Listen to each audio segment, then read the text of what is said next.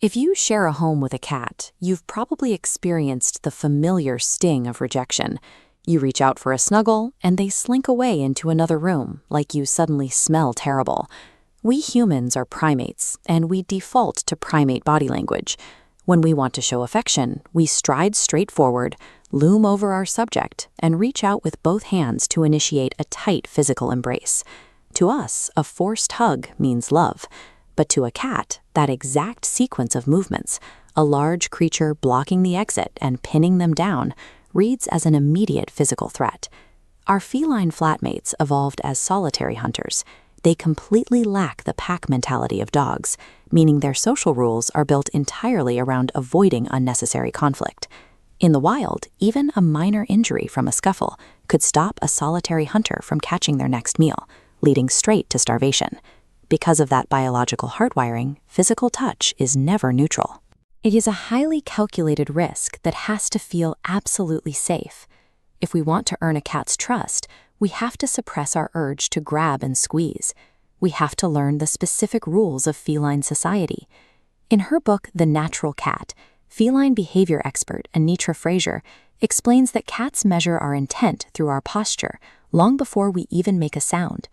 The mandatory first step to any physical contact is absolute stillness, allowing the cat to inspect you first. This diagram compares our typical human approach to a feline greeting. While humans walk in a straight line, cats take a curved path. They circle slowly, pause, lower their heads slightly, and wait to see if the other initiates contact. When you kneel down, keep your hands still, and wait for them. You mirror their social code. You signal that you have honest intentions and are safe. Once you pass the approach test, you have to read the room.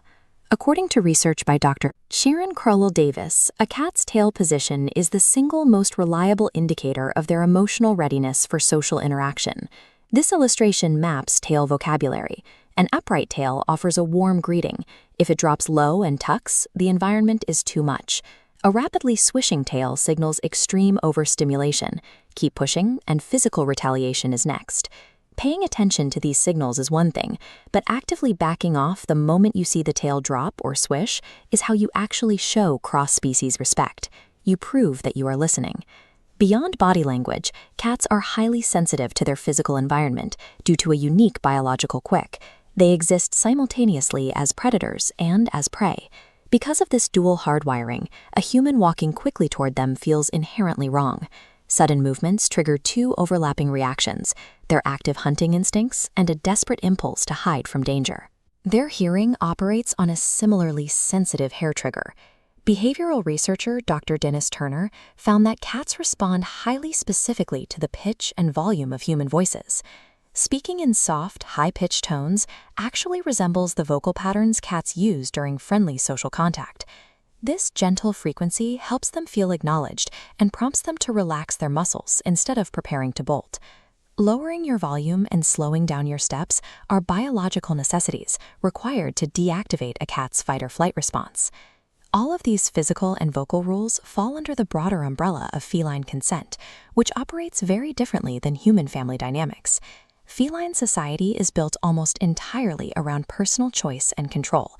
You will never see two cats holding each other down and insisting on a cuddle when one of them clearly isn't in the mood.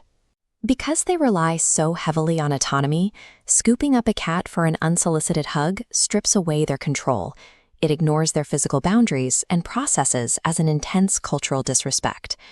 This brings us to a fascinating psychological quirk regarding long-term human-feline bonding, researched by behaviorist Dr. Mikel Maria Delgado. Let's call it the autonomy paradox. This diagram maps out how the paradox works.